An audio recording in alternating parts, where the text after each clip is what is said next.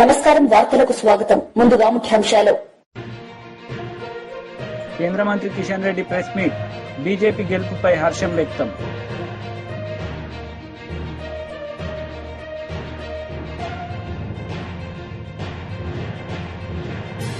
MLC కవిత media సమావేశం. పలు అంశాలపై వివరణ.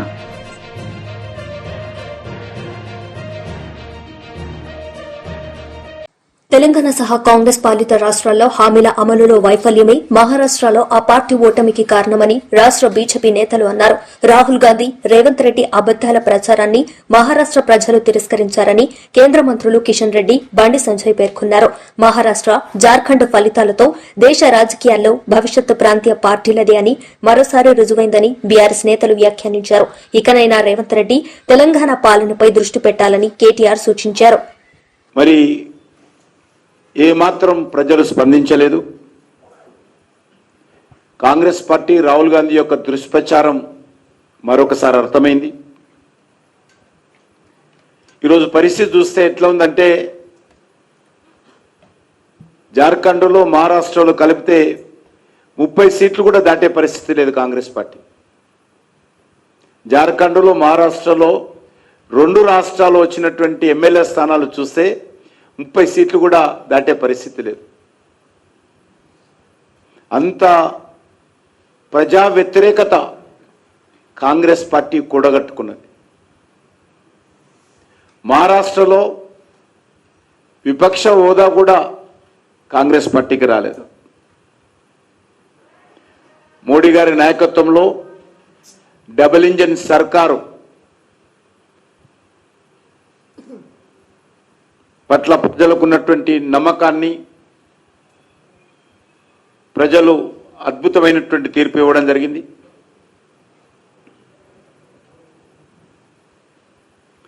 ప్రజల మధ్య విభేదాలు సృష్టించే ప్రయత్నము, భాష పేరుతో, ప్రాంతం పేరుతో, కులం పేరుతో, మతం పేరుతో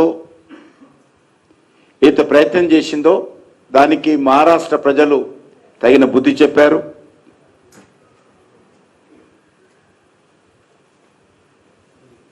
రాజ్యాంగాన్ని చేతపట్టుకొని మహారాష్ట్ర ఎన్నికల్లో కాంగ్రెస్ పార్టీ నాయకులు విష ప్రచారం చేశారు. ఎందుకంటే మహారాష్ట్రలో డాక్టర్ బాబాసాహెబ్ అంబేద్కర్ను సమర్థించేటువంటి వ్యక్తులు, సంస్థలు అత్యధికంగా ఉంటాయి.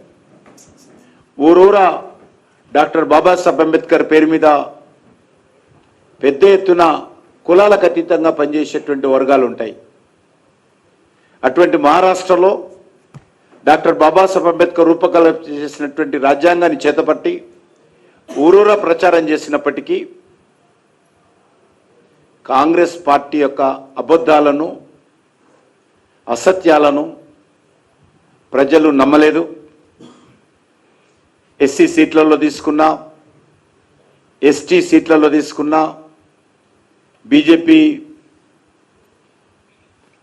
బీజేపీకి సంబంధించినటువంటి ఎన్డీఏ భాగస్వామ్య పార్టీలు మెజార్టీ సీట్లు పొందడం జరిగింది.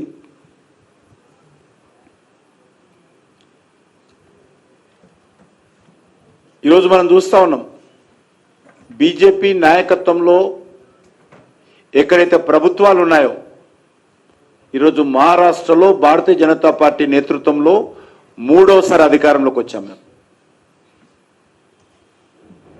మొదటిసారి దేవేంద్ర ఫడ్నవీస్ గారు సమర్థవంతంగా 5 సంవత్సరాలు పరిపాలన చేశారు. రెండోసారి దేవేంద్ర ఫడ్నవీస్ నేతృత్వంలో శివసేన అంతకుముందు లేకపోయినప్పటికీ కూడా, అంతకుముందు అసెంబ్లీ ఎన్నికల్లో కలవనప్పటికీ కూడా, బీజేపీతో కలిసి పోటీ అయినప్పటికీ కూడా అనేక మంది యొక్క కోరిక మేరకు, ప్రజల ఆకాంక్షల మేరకు బయట ఉన్నటువంటి శివసేనను తీసుకొని 5 సంవత్సరాల క్రితం ఎన్నికల్లో పోటీ చేసి గెలిచిన తర్వాత, ఫలితాలు వచ్చిన తర్వాత ముఖ్యమంత్రి కుర్చీ కోసం ప్రజలకు వెన్నుపోటు పొడిచి ఉద్ధవ్ ఠాక్రే నేతృత్వంలో కాంగ్రెస్ పార్టీ, శరద్ పవార్ చక్రం తిప్పి బీజేపీని అధికారం నుంచి దూరం చేసేటువంటి ప్రయత్నం చేశారు. కానీ 2 సంవత్సరాలు తిరగకముందే మళ్ళీ అక్కడ మోసం చేసినటువంటి శివసేనకు అక్కడ ఉన్నటువంటి ఎమ్మెల్యేలు బుద్ధి చెప్పి బాలాసాహెబ్ ఠాక్రే, శివసేన అధినేత అయినటువంటి బాలాసాహెబ్ ఠాక్రే యొక్క ఆలోచన విధానంతో అనేక మంది ఎమ్మెల్యేలు ముందుకొచ్చి మళ్ళీ ఏక్నాథ్ షిండే గారి నేతృత్వంలో పరిపాలన చేశారు, ప్రభుత్వం ఏర్పాటు చేశారు. తిరిగి మళ్ళీ ఈరోజు నరేంద్ర మోడీ గారి నేతృత్వంలో 3వసారి ఇంత జరిగినప్పటికీ కూడా 3వసారి మహారాష్ట్ర ప్రజలు అత్యద్భుతమైనటువంటి మెజార్టీతో ఈరోజు అధికారంలో రావడం అనేటువంటిది మనం చూస్తూ ఉన్నాం. ఇక్కడే కాదు, బీజేపీ అనేక రాష్ట్రాల్లో కూడా 2వసారి 3వసారి అధికారంలోకి వస్తాం. గోవాలో గురుకుల పాఠశాలల విద్యార్థుల ప్రాణాలు కాపాడేందుకు ముఖ్యమంత్రి రేవంత్ రెడ్డి కనీసం 10 నిమిషాలైనా సమయం కేటాయించాలని ఎమ్మెల్సీ కవిత విజ్ఞప్తి చేశారు. పసిబిడ్డల ప్రాణాలు పోతా ఉంటే సీఎం పట్టనట్టు ఉండడం సరికాదని సూచించారు. ఫుడ్ పాయిజన్, విద్యుద్ఘాతం, ఆత్మహత్యలతో మృతి చెందిన విద్యార్థుల కుటుంబాలకు 10 లక్షల రూపాయల పరిహారం ఇవ్వాలని డిమాండ్ చేశారు. నిమ్స్ ఆసుపత్రిలో వెంటిలేటర్పై చికిత్స పొందుతున్న వాంఖిడి రెసిడెన్షియల్ స్కూల్ విద్యార్థిని శైలజను కవిత పరామర్శించారు. వారి కుటుంబానికి ధైర్యం చెప్పారు. 11 నెలల కాంగ్రెస్ పాలనలో 42 మంది విద్యార్థులు ప్రాణాలు కోల్పోవడం కలిచివేస్తుందన్నారు. ఉదయం విద్యార్థిని శైలజను మాజీ మంత్రి కొప్పుల ఈశ్వర్ సైతం పరామర్శించి ఆరోగ్య పరిస్థితిని తెలుసుకున్నారు. ఇంకా కూడా వెజిటేటివ్ స్టేట్లోనే ఉన్నది. దాదాపుగా వెంటిలేటర్ మీదనే చాలా రోజుల నుంచి ఉన్నటువంటి సందర్భం.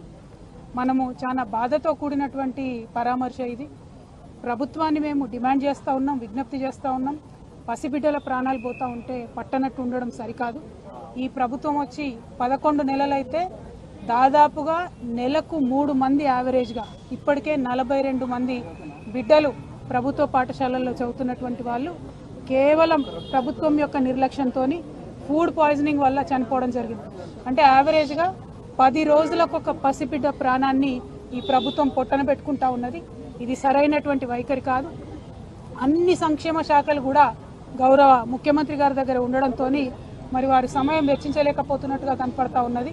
ఒక్క 10 నిమిషాలు మీరు పాఠశాలల్ని పసిబిడ్డల గురించి ఆలోచించి రివ్యూ చేసినట్టయితే ఈ ప్రాణాలన్నీ కూడా కాపాడేటటువంటి పరిస్థితి ఉంటుంది. నిన్న పేపర్లో చూసాం, నారాయణపేటలో హాస్టల్లో అన్నంలో పురుగొచ్చిందని చెప్పి పిల్లలందరూ ధర్నా చేస్తే స్వయంగా ముఖ్యమంత్రి గారు మరి రివ్యూ చేసిన తర్వాత తెల్లారి మర్నాడు కూడా మళ్ళీ అదే సీన్ రిపీట్ అయితే పిల్లలంతా ఇప్పుడు కూడా ధర్నా చేస్తున్నటువంటి పరిస్థితి మరి కనబడతా ఉంది. దయచేసి ప్రభుత్వాన్ని విజ్ఞప్తి చేస్తూ ఉన్నాం, మీ ప్రాధాన్యతను గుర్తించండి. బిడ్డల ప్రాణాలు ప్రాధాన్యమైనటువంటి అంశంగా మీరు స్వీకరించి తక్షణమే చర్యలు చేపట్టవలసిందిగా నేను డిమాండ్ చేస్తూ ఉన్నాను. నేను ఎస్టీ వెల్ఫేర్ అధికారి గారు శరత్ గారితో కూడా మాట్లాడడం జరిగింది. మరి వారు మేము చూస్తున్నాము, అన్ని రకాలుగా చర్యలు తీసుకుంటున్నామని చెప్తున్నప్పటికీ ఆదిలాబాద్ టు ఆలంపూర్ మీరు ఏ ఒక్క పాఠశాల చూసినా, ప్రభుత్వ గురుకుల కావచ్చు, ఆశ్రమ పాఠశాల కావచ్చు, ఏది చూసినా కూడా ప్రతి పాఠశాలలో ఏదో ఒక ఇన్సిడెంట్ జరిగింది. ఈ 42 మంది పిల్లలు 11 నెలల్లో చచ్చిపోయింది అన్ని జిల్లాల నుండి ఉన్నారు. కాబట్టి ఓవరాల్గా ఈ పాఠశాల వ్యవస్థనంతా కూడా మరి ధ్వంసమైనటువంటి పరిస్థితి కనబడతా ఉంది. కాబట్టి దాని మీద ఫోకస్ చేయవలసిందిగా మేము ప్రభుత్వాన్ని డిమాండ్ చేస్తూ ఉన్నాం. ఇదివరకు కేసీఆర్ గారి నాయకత్వంలో ప్రభుత్వ పాఠశాలల్లో చదివేటటువంటి పిల్లలు మరి మేము ఐఐటి పోవాలన్నా, ఐఐఎంకి పోవాలన్నా, లేకపోతే ఎవరెస్ట్ అధిరోహించాలా అని చెప్పి ఉన్నతమైనటువంటి ఆశయాలు లక్ష్యాలతో ఉన్నటువంటి సందర్భాన్ని కూడా మనం తెలంగాణ ప్రజలుగా చూసినాం. కానీ ఈ 11 నెలల్లోనే మరి ఆ పాఠశాలలు ఈ దుస్థితికి చేరుకొని 10 రోజులకు ఒక పసిబిడ్డ ప్రాణం పోతుంటే కూడా ఉలుకు పలుకు లేకుండా ప్రభుత్వం ఉండడాన్ని మేము తీవ్రంగా ఖండిస్తూ ఈ అంశాన్ని సీరియస్గా తీసుకొని గౌరవ ముఖ్యమంత్రి గారు ఇంటర్ఫియర్ అయ్యి తక్షణమే ఈ పరిస్థితిని చక్కబెట్టాలని చెప్పి ప్రభుత్వాన్ని డిమాండ్ చేస్తూ ఉన్నాం. అట్లానే ఇప్పటి వరకు ప్రాణాలు కోల్పోయినటువంటి ఆ 42 మంది కుటుంబాలకు కూడా ఎక్స్గ్రేషియా కింద 10 లక్షల రూపాయలు ఇవ్వాలని కూడా మేము డిమాండ్ చేస్తూ ఉన్నాం. పోయిన ప్రాణం వెలకట్టలేనిది, పోయిన ప్రాణాన్ని తీసుకురాలేము, బిడ్డ దూరమైనటువంటి దుఃఖాన్ని తీర్చలేము. కానీ వారి ఆర్థిక కష్టాలలో స్వావలంబన ఇవ్వాల్సినటువంటి కనీస బాధ్యత ప్రభుత్వానికి ఉంటుంది. కాబట్టి 10 లక్షల రూపాయల ఎక్స్గ్రేషియా కూడా ఆ పిల్లల కుటుంబాలకు ఇవ్వాలని చెప్పి ఈ సందర్భంగా పేద గిరిజన రైతుల తరపున పోరాడిన పాపానికి పట్నం నరేందర్ రెడ్డిని జైల్లో పెట్టారని బీఆర్ఎస్ కార్యనిర్వాహక అధ్యక్షుడు కేటీఆర్ ఆరోపించారు. లగచర్ల దాడి ఘటనకు సంబంధించి చెర్లపల్లి జైల్లో రిమాండ్ ఖైదీగా ఉన్న పట్నం నరేందర్ రెడ్డిని కేటీఆర్ బీఆర్ఎస్ మాజీ శాసనసభ్యులు పరామర్శించారు.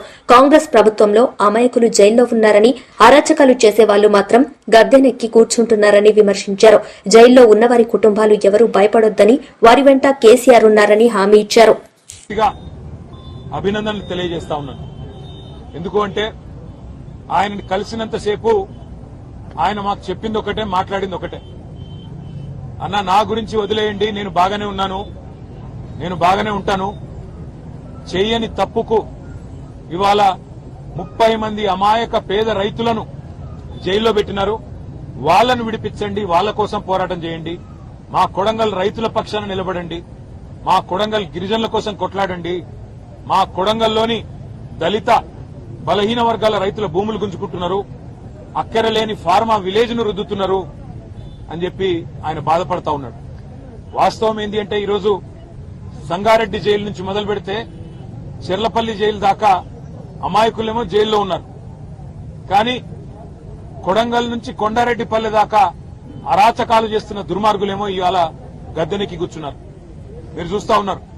కొడంగల్లోనేమో పేద రైతుల భూములు గుంజుకునే ప్రయత్నం ఒకవైపు, ఇష్టం వచ్చినట్టు భూములు ఇవ్వమంటే అర్ధరాత్రి ఇండ్ల మీద పడి ఆడవాళ్లు చిన్నపిల్లలను చూడకుండా అరాచకాలు చేస్తున్నది కాంగ్రెస్ ప్రభుత్వం రేవంత్ రెడ్డి నాయకత్వంలో.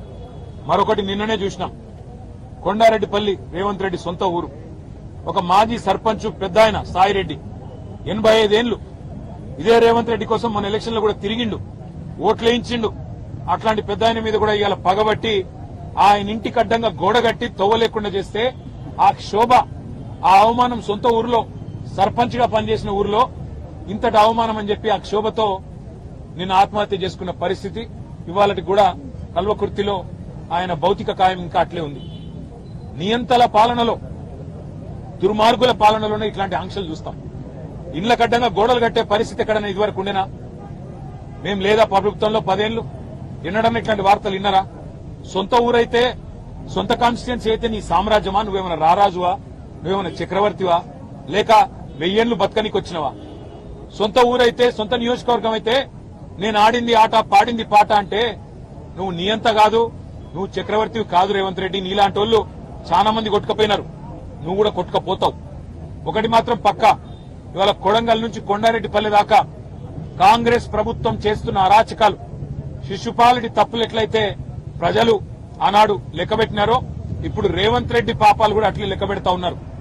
భూ కుంభకోణాలు, ఫార్మా విలేజ్ల పేరిట చేస్తున్న దౌర్జన్యాలు, పేద గిరిజన రైతుల మీద, వారి కుటుంబాల మీద అర్ధరాత్రి బందిపోట్లను పట్టుకునేటప్పుడు పోయినట్టు 100 మంది పోలీసులు పోయి దాడి చేయడం, విచ్చలవిడిగా అధికారం ఉంది కదా అని చెప్పి ఇవాళ సాయిరెడ్డి గారు గాని, అనుముల గురవారెడ్డి గాని ఆత్మహత్యలు చేసుకునే విధంగా వారి మీదకి ఒత్తిడి తెచ్చి సొంత గ్రామంలో చేస్తున్న అరాచకం, ఇవన్నీ కూడా పాపం పండే రోజు దగ్గరలోనే ఉన్నది.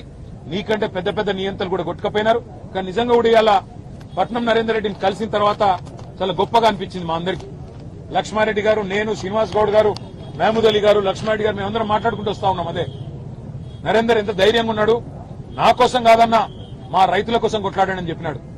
మా మహబూబాబాద్ లో మీరేదో సంఘీభావంగా ధర్నా పెట్టినారంటే బాగా చేయండి అని చెప్పి విజ్ఞప్తి చేసినాడు. రాష్ట్రంలోని గిరిజనులందరికీ తెలిసేటట్టు మా గిరిజనుల పంచాయతీ, మా పేదవాళ్ల పంచాయతీ, రాష్ట్రంలో ఏ ఒక్కరికి అన్యాయం జరగకుండా చూడండి అని చెప్పి మాకు ధైర్యాన్ని ఇచ్చి, మాకు ఉత్సాహాన్ని ఇచ్చి, నాకేం కాదు మీరు ధైర్యంగా ఉండండి అని చెప్పి మాకు కొత్త ధైర్యం చెప్పినాడు.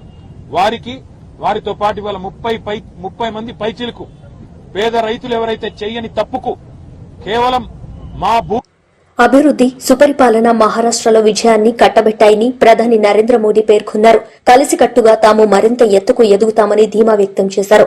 మహారాష్ట్ర అసెంబ్లీ ఎన్నికల్లో ఘన విజయంపై ప్రధాని ఈ మేరకు ఎక్స్ లో పోస్ట్ చేశారు. మహాయుతి కూటమికి చారిత్రక విజయాన్ని అందించినందుకు ప్రజలకు కృతజ్ఞతలు తెలిపారు. తమ కూటమి పట్ల ప్రజలు చూపించిన ఆప్యాయత ఎప్పటికీ మర్చిపోలేమన్నారు. మహారాష్ట్ర పురోగతికి తమ కూటమి నిరంతరం కృషి చేస్తుందని తెలిపారు. అక్రమ కేసులు అరెస్టులు వెంటనే ఆపాలని వైఎస్సార్సీపీ లీగల్ సెల్ అధ్యకుడు ఎం మనోహర్ రెడ్డి డిమాండ్ చేశారు. రాష్టంలో అంబేద్కర్ రాజ్యాంగం ప్రకారం కాకుండా నారా లోకేష్ రాసుకున్న రెడ్ బుక్ ప్రకారం పాలన సాగుతుందని, అందుకే సోషల్ మీడియా కార్యకర్తలను దారుణంగా వేధిస్తున్నారని మనోహర్ రెడ్డి వెల్లడించారు. ఈ అంశంపై పార్టీ కేంద్ర కార్యాలయంలో మనోహర్ రెడ్డి మీడియాతో మాట్లాడారు. ఏదైనా ప్రశ్నిస్తే ఈ ప్రభుత్వ అవినీతి పైన గాని లేకపోతే ఈ ప్రభుత్వం ఇచ్చిన సూపర్ 6 హామీలను అమలు చేయమని ఎందుకు అమలు చేయడం లేదని ప్రశ్నిస్తే వాళ్ళపైన కేసులు పెడుతున్నారు. ఆ కేసులు కూడా రాజ్యాంగం ప్రకారము చట్టం ప్రకారము న్యాయస్థానాల పరిధికి లోబడి చేయడం లేదు. వాళ్ళకిష్టం వచ్చిన రీతిలో కూటమి పాలకులకు తలొగ్గి పోలీసులు పచ్చ చొక్కాలు వేసుకుని ప్రభుత్వం ఏం చెప్పితే అది చేస్తూ చట్టాలను ఉల్లంఘిస్తూ వాళ్లే చట్టాన్ని కాపాడాల్సిన వాళ్లే చట్టాన్ని తమ చేతుల్లోకి తీసుకుని సోషల్ మీడియా కార్యకర్తలపైన ప్రశ్నించినందుకు అరెస్టులు చేస్తున్నారు. మానవ హక్కులు పౌర హక్కులను ఏమాత్రం విలువ ఇవ్వకుండా కాలరాస్తున్న పరిస్థితి ఈ రాష్ట్రంలో జరుగుతూ ఉంది. ప్రభుత్వ వైఫల్యాలను హామీలను అమలు చేయమని అదేవిధంగా వాళ్ళ అవినీతిని ప్రశ్నిస్తే కేసులు పెడుతున్న ఒక దుష్ట సాంప్రదాయానికి ఈ రాష్ట్ర ప్రభుత్వం తెరలేపింది. ఇప్పటి వరకు దాదాపు 300కు పైగా కేసులు పెట్టారు సోషల్ మీడియా కార్యకర్తలపైన. తర్వాత వాళ్ళకి చట్ట ప్రకారం 41A నోటీసులు 7 సంవత్సరాలకు లోబడి నేరం శిక్ష పడేటట్టుగా ఉంటే వాటిల్లో 41A నోటీస్ ఇచ్చి వాళ్ళ వివరణ తీసుకోవాలని వాట్సాప్ల ద్వారా పంపకుండా అర్ధరాత్రి పూట వాళ్ళు ఇంటి చేసినారు అనే ఇది కూడా వాళ్లకు తెలియపరచకుండా వాళ్ళని అరెస్టు చేసి చిత్రహింసలకు గురి చేసిన సందర్భాలు ఉన్నాయి. అదేవిధంగా కొంతమందిని పోలీస్ స్టేషన్ తీసుకెళ్లి ఏం నేరం చేసినారో చెప్పరు, ఏం పోస్టులు పెట్టినారో చెప్పరు, ఏం కేసు నమోదైందో చెప్పరు. ఉదయం నుంచి రాత్రి వరకు పెట్టుకుని మళ్లీ రేపు పొద్దున్న రాడని చెప్పి ఇట్లా రాష్ట్రంలో చాలా మందిని తిప్పుతున్న పరిస్థితులు కూడా ఈ రాష్ట్రంలో జరుగుతూ ఉన్నాయి. అదేవిధంగా మరికొంతమంది ఇట్లా 5-6 రోజుల పాటు 10 రోజుల పాటు నిర్బంధించి కూడా వాళ్ళని రిలీజ్ చేయకపోతే వాళ్ళు హెబియస్ కార్పస్ పిటిషన్లు హైకోర్టులో వేస్తారు.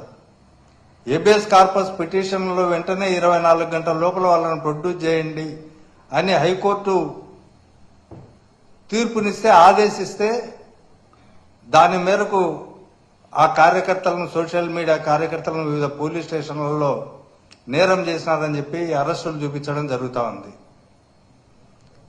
మా పైన పోలీస్ డిపార్ట్మెంటే మీరు కేసులు వేస్తారా అనే దీంతో ఇప్పుడు హెబియస్ కార్పస్ పిటిషన్లు పెట్టిన వాళ్ళపైన ఒకరిపైన 21 కేసులు, ఇంటూరు రవికిరణ్ పైన 16 కేసులు, పెద్దింటి సుధారాణి పైన 14 కేసులు, ఇలా చాలా మంది పైన 10లకు పైన కేసులు పెడతా పోతా ఉన్నారు.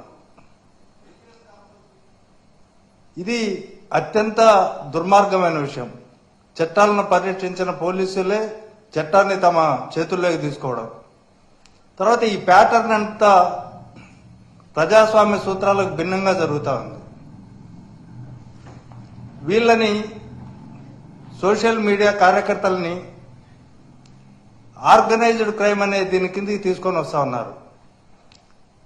భారతీయ న్యాయ సంహిత అని ఈ మధ్య ఒక చట్టం తెస్తే ఇండియన్ పీనల్ కోడ్ కు బదులుగా వాటిలో 111 సెక్షన్ అని ఒకటి యాడ్ చేసి ఆ సెక్షన్ ను సోషల్ మీడియా కార్యకర్తలకు పెడతా ఉన్నారు. ముఖ్యంగా 111 సెక్షన్ లో అది పెట్టాలంటే ఈ సోషల్ మీడియా పోస్టులకు అది అప్లికబిలిటీ లేదు.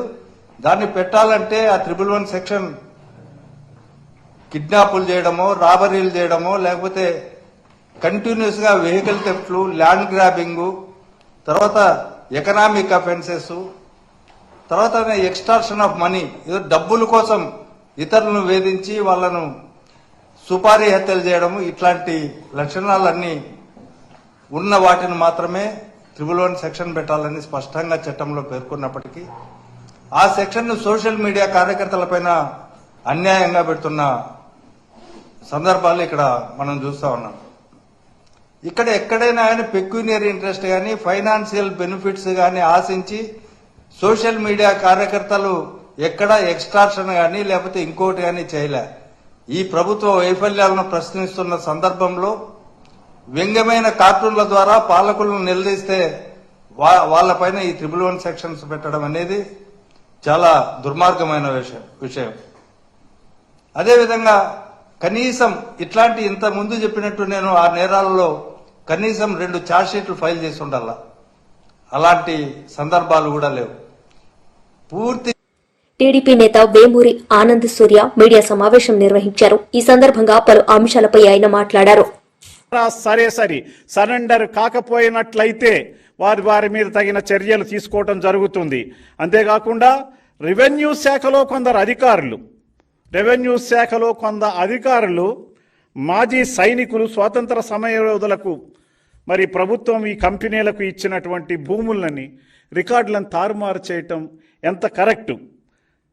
మరి దీనికి ముఖ్యంగా నాడు గతంలో వోక్స్ వ్యాగన్ ఊసెత్తితే ప్రపంచానికి గుర్తొచ్చేది ఆధునాతన పరిజ్ఞానంతో వచ్చిన కొత్త కారు. కానీ అక్కడ మనకు కనిపించేది బొత్స యొక్క రాజకీయ కుళ్ళు చరిత్ర, 11 కోట్ల భూ కుంభకోణం. ఇదేనా 11 కోట్ల? ఆనాడు 11 కోట్ల భూ కుంభకోణం, ఈనాడు 11 మంది ఎమ్మెల్యేల సహవాసం. ఇది చాలా అదో రకమైనటువంటి అవినాభావ సంబంధం కలిగినట్టు ఉన్నటువంటి విషయాన్ని ఆనాటి 11 కోట్ల భూ కుంభకోణం, ఈనాడు 11 మంది ఎమ్మెల్యేలు ఆ భూ కుంభకోణంలో భాగస్వాములు. ఇటువంటి దుశ్చర్య ఈ రోజున ఈ రకంగా కనపడతా ఉందంటే మనం ఏం చెయ్యాలి? ఉత్తరాంధ్ర తీసుకున్నట్లయితే 3 జిల్లాల్లో 2000 ఎకరాలకు పైగా బొత్స కుటుంబం 2000 ఎకరాలకు పైగా బొత్స కుటుంబం ఆధీనంలోకి వచ్చాయి. ఈ రకంగా ఎక్కడ చూసినా గుడ్ మార్నింగ్ అంటూ సత్యసాయి జిల్లాలో ధర్మవరం ఎమ్మెల్యే కేతిరెడ్డి వెంకట్రామరెడ్డికి అదొక ఒక పిచ్చి.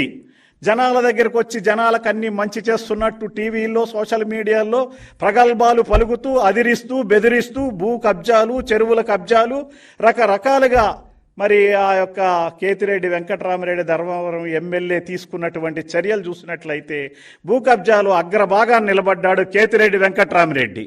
ఇటువంటి వాళ్ళందరినీ భరతం పట్టడానికే మొన్న కూటమి ప్రభుత్వం చంద్రబాబు నాయుడు గారు ఆంధ్రప్రదేశ్ అసెంబ్లీలో ఏపీ భూ దురాక్రమణ నిరోధక బిల్లుని 2024 తీసుకురావటం, మరి దాని ద్వారా జరిగేటటువంటి పరిణామాలు, ఈ భూ కబ్జాదారులు ఎదుర్కొనేటువంటి పరిణామాలు ఎలా ఉంటాయో రాబోయే రోజుల్లో తెలుస్తుందని ఈ ఆంధ్ర రాష్ట్ర ప్రజల కోసం చంద్రబాబు నాయుడు గారు ఈ భూ దురాక్రమణలను సృష్టించడం కోసం భూ దురాక్రమణ బిల్లును తీసుకురావటం నిజంగా ఆహ్వానించదగిన విషయం.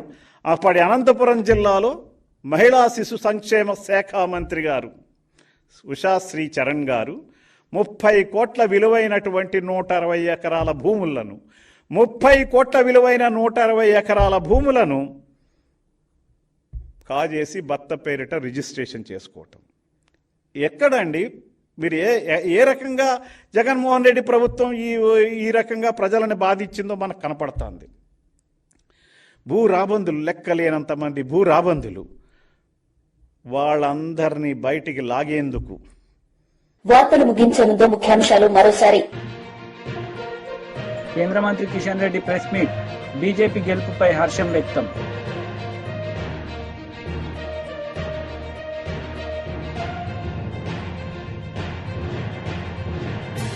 ఎమ్మెల్సీ కవిత మీడియా సమావేశం, పలు అంశాలపై వివరణ.